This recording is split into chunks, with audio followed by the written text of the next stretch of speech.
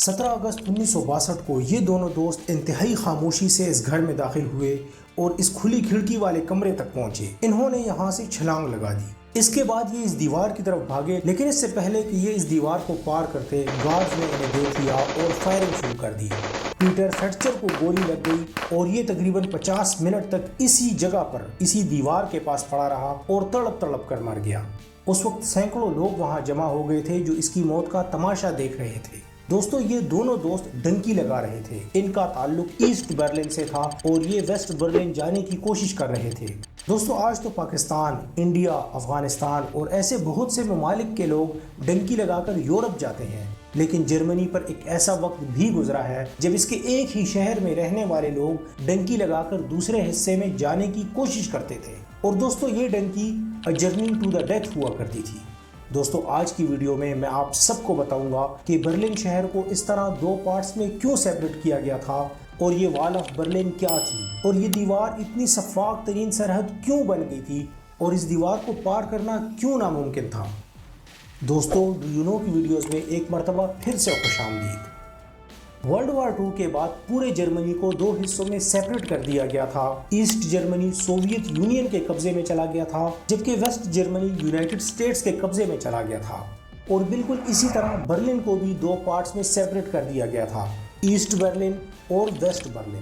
ان میں سے ایک کیپٹلسٹ اسٹیٹ تھی اور دوسری سوشلسٹ اسٹیٹ تھی۔ لیکن سپریشن کے بعد جب تک یہ وال آف برلن نہیں بنی تھی، تب تک ان لوگوں کی زندگی بہت عجیب تھی۔ یہ لوگ ادھر ادھر بغیر کسی پابندی اور روک ٹوک کے آ جا سکتے تھے۔ ایسٹ برلن کے زیادہ تر لوگ ویسٹ برلن میں جابز کیا کرتے تھے، کیونکہ ویسٹ برلن کی کرنسی سٹرانگ تھی، اور اسی طرح ویسٹ برلن کے لوگ بال کٹوانے یا پھر اس طرح کی دوسری سروسز کے لیے ایسٹ برلن آتے تھے، کیونکہ یہاں پر ہر ایک چیز ان کی کرنسی کے حساب سے بہت سستی تھی۔ ایسٹ اور ویسٹ برلن کے درمیان ایک دوسرے سے آگے نکلنے کی یہ جنگ تو ہمیشہ جاری رہی، لیکن دوستو، ویسٹ برلن میں ایک سٹریٹ تھی جس کا نام فرسٹنڈم سٹریٹ تھا۔ یہ سٹریٹ ایسٹ برلن کے بہت قریب تھی۔ اس سٹریٹ میں مغربی کلچر یعنی ویسٹ کلچر کو پروموٹ کرنے والی ہر ایک چیز سیل کی جاتی تھی، اور ایسٹ برلن کے لوگ ان چیزوں کو بڑے شوق سے خریدتے تھے اور ان سے اپنے گھروں کو سجاتے تھے۔ اسی طرح ایسٹ برلن میں بھی سٹالینلے نام کی ایک سٹریٹ تھی۔ یہ سٹریٹ پھر بعد میں مکمل طور پر سوشلسٹ طرز کی عمارتوں میں تبدیل ہو گئی تھی۔ لیکن دوستو، اس سب کے دوران ایسٹ برلن کی گورنمنٹ نے نوٹس کیا کہ ان کے شہری ویسٹ برلن کی طرف مائیگریٹ کر رہے ہیں، کیونکہ وہاں آزادی بھی زیادہ تھی اور ان کی کرنسی بھی اچھی تھی۔ ایسٹ برلن کی گورنمنٹ اپنی عوام کو کنٹرول کرنا چاہتی تھی، اور اس کے لیے انہوں نے 13 اگست 1961 کو اپنے بارڈر کو کلوز کیا اور ایک دیوار بنانے کا فیصلہ کیا۔ جب تک یہ دیوار نہیں بنی تھی، تب تک انہوں نے یہاں پر ایک بار لگائی، لیکن اب یہ شہر آفیشیلی طور پر دو حصوں میں سیپریٹ کر دیا گیا تھا۔ وہ سڑکیں جو پہلے اس شہر کو آپس میں جوڑا کرتی تھی، اب وہ سپریشن کی وجہ سے بالکل ختم ہو گئی تھی۔ ایسٹ برلن کے لوگ کسی بھی کام سے اب ویسٹ برلن میں نہیں جا سکتے تھے، اور اسی طرح ویسٹ برلن کے لوگ بھی اب ایسٹ برلن میں نہیں آ سکتے تھے۔ گلی کے پار کے وہ لوگ جن سے پہلے روز ملاقات ہوا کرتی تھی، اب نہ تو ان سے بات ہو سکتی تھی اور نہ ہی ان کا دیدار ہو سکتا تھا، اور اس سب کی ذمہ دار وال آف برلن تھی۔ اس دیوار نے ایک شہر کے لوگوں کو 30 سال تک ایک دوسرے سے اسی طرح جدا رکھا تھا۔ دوستو، ایسٹ برلن کی حکومت نے لوگوں کو کنٹرول کرنے کے لیے سب سے پہلے ایک پکی دیوار بنائی، اور پھر انہوں نے وقت کے ساتھ ساتھ آہستہ آہستہ اس دیوار کو اپ گریڈ کیا۔ دیوار کے اوپر انہوں نے وائی کی شیپ کے لوہے کے راڈ لگائے، اور اس وائی کے گرد انہوں نے بار لپیٹی۔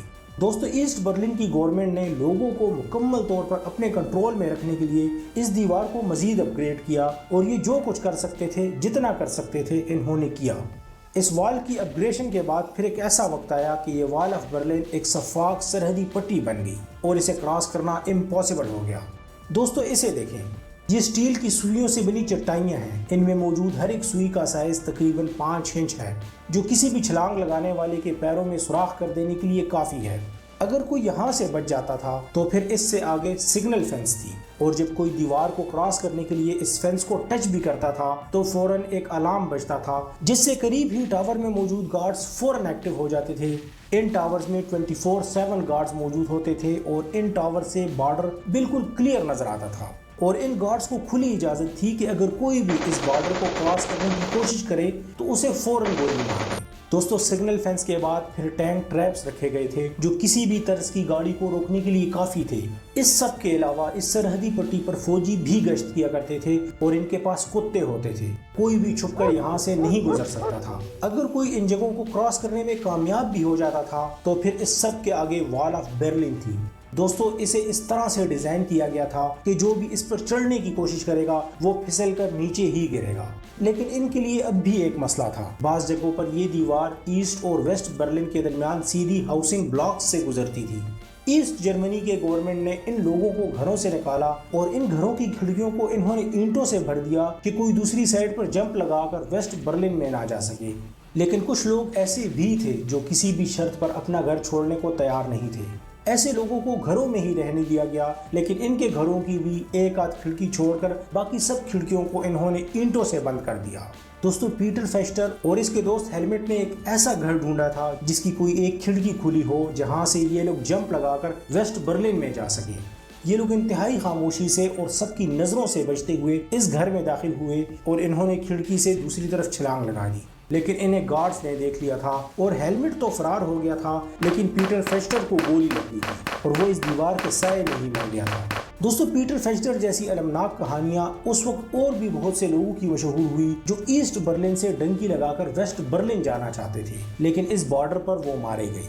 दोस्तों ईस्ट बर्लिन से लोगों ने फरार होने के लिए खुद को इस हद तक खतरे में डाला कि दो दोस्त गंटर वेट्जेल और पीटर स्ट्रेल्जिक ने अपने लिए एक बड़ा हवाई गुब्बारा तैयार किया। दोस्तों इनका तो बिल्कुल पागलों वाला प्लान था। इस गुब्बारे को तैयार करने के बाद इन्होंने बर्नर को स्टार्ट किया और इस गुब्बारे में सवार हो गए। ये गुब्बारा इन दोनों को फजा में ले गया, लेकिन 6000 फुट की बुलंदी पर यह गुब्बारा बर्नर का प्रेशर बर्दाश्त नहीं कर सका और इसमें सुराख हो गया और ये गुब्बारा 6000 फुट की बुलंदी से जमीन पर गिर गया था। लेकिन इनकी किस्मत अच्छी थी कि ये वेस्ट बर्लिन में ही गिरे थे।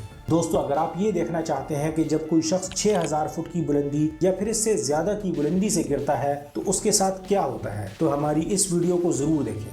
दोस्तों डू यू नो चैनल की बाकी वीडियोस की तरह हमारी इस वीडियो को भी लाइक करने का और अपने फ्रेंड्स के साथ शेयर करने का बेहद शुक्रिया।